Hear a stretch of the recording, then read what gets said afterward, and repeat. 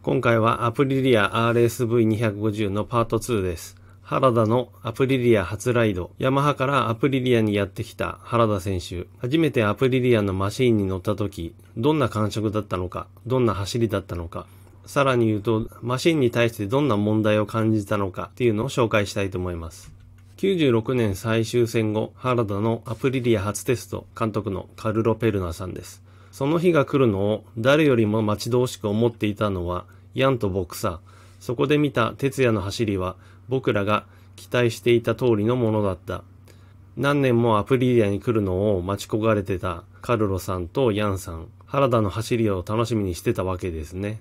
アプリリアのバイクは正確で緻密なライディングが求められるんだけど、哲也のライディングスタイルはマックス以上に緻密なものだったから、まさにアプリリアにぴったりだったんだ。期待していた通りの正確な緻密なライディングだったんですね。で、そのライディングはアプリリアのマシンにぴったりなんだと。簡単に言ってアプリリアのマシンって神経質なとこがありそうですから、精密なライディングが求められるんでしょう。毎週コンマ1秒以上の差をつけることもないくらい、正確なリズムでラップタイムを刻んでいたよ。それもいきなり速いタイムでね。この初テストの時のラップタイムの資料とかがごめんなさい、もう手元にないんですけども、私もなんとなく覚えてますけども、乗っていきなり結構いいタイムで周回してたのは覚えてます。で、かなりの周回数も走ってましたね。要するに原田選手はただ単に才能があるとか、そういうことだけじゃなくて、誰よりも走り込んでマシンを把握する。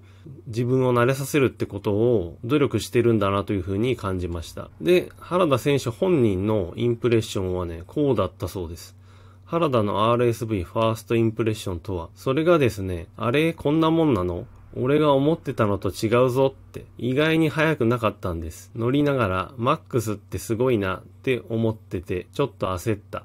これまで原田選手はビアッチとの戦いの中でアプリリアのバイクにどれぐらいのポテンシャルがあるのかという想像をしてたわけですけども、アプリリアのバイクのポテンシャルは非常に高いという想像をしてたんでしょうけど、乗ってみたら、あれそんなに速くないぞと。これって多分いかにプロフェッショナルなライダーでもドライバーでもあるあるだと思うんですよね。ライバルマシンの方が速い思ってたんだけど乗ってみたらそこまでじゃない。ここでちょっと結論言っちゃうと、原田選手がものすごく速くて素晴らしいライダーであることは間違いないんですけども、マックス・ビアッチもそうだってことですよね。二人は全然タイプが違いますけども、ビアッチは、紛れもなく3年連続チャンピオンを取ってるので、ビアッチだって運転が上手くて、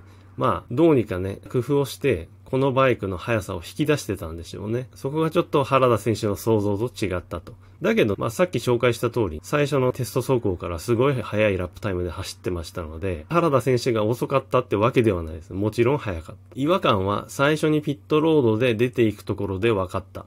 キャスター角が立っていて、車体がフラフラする。マシンを傾けると、フロントが勝手に巻き込んでいきそうで怖くて乗れない。フロントに安定感があるヤマハのマシンとは、真逆の性格の車体特性だった。ホンダとヤマハだって車体の作り方は違うわけなんで、さらにイタリアのメーカーともなれば、車体の作り方は全然違うでしょ。で、ここでまず言っているキャスター角が立ってて、車体がフラフラする。これ写真、ちょっと大きさが違うんですけど、上のビアッチが乗ってる RSV のフロントフォーク見ると、キャスター角が立ってるように見えますよね。で、下の原田選手が乗ってた YZR。確かにキャスター角寝てますよね。こんだけ角度が違うと特性が違うだろうなって思います。まずここが全然違うので、それまでの原田選手のコーナーリングへのアプローチで行くと不安定だったんでしょう。で、また原田選手のインタビューなんですけど、すぐにフレームを作り直してくれないかとリクエストしました。ところが技術のトップであるヤンが頑固。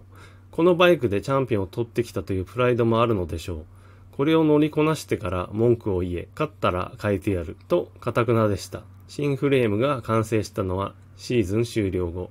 原田選手の走りに合わないのでフレームを作り直してくれと早速言ったんですね。そしたら技術の責任者ヤン・ウィットベンさんは乗りこなせと。勝ったら変えてやると。これまでね、連続チャンピオンを取ってきたバイクですから、そう言いたくなったんでしょうね。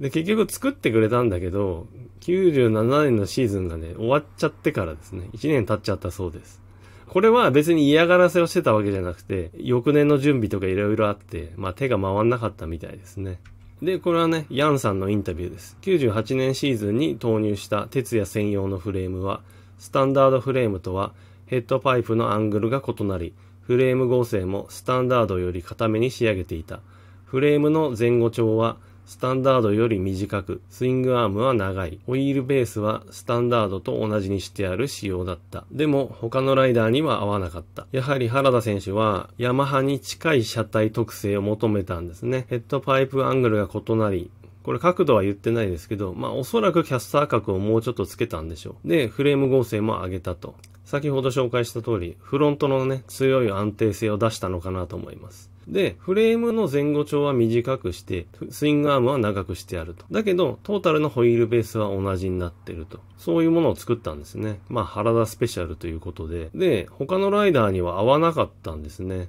なんとも言えないんですけど、やっぱり原田選手は、ヤマハに似たディメンションで、それに合わせた乗り方が身についてるから、このディメンションがぴったりくるんでしょうけど、他のライダーからしたら別にヤマハで育ったライダーじゃないので、合わないんでしょうね。原田選手、98年シーズン、速さで言えば一番速かったですから、原田選手にとっては、これが最適解というかね、正解の車体構成なんでしょうね。こんな感じで、原田選手のアプリリア、ファーストインプレッションは、思ったほど速くないと。フラフラすると。だけど、チームの期待通り速いラップタイムをちゃんと出してくれたと。で、やはりフレームは原田選手の好みじゃないので、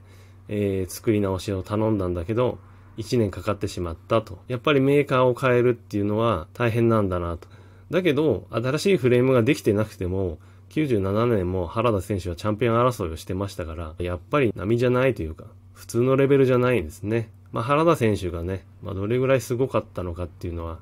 また別の動画で紹介したいと思います。先ほどね、パート1の動画作ったんですけど、早くも原田ファンらしき人が何人かコメントしてくれて、ありがとうございます。意外と原田選手の動画ってないですよね。私不思議に思ってたんですけど、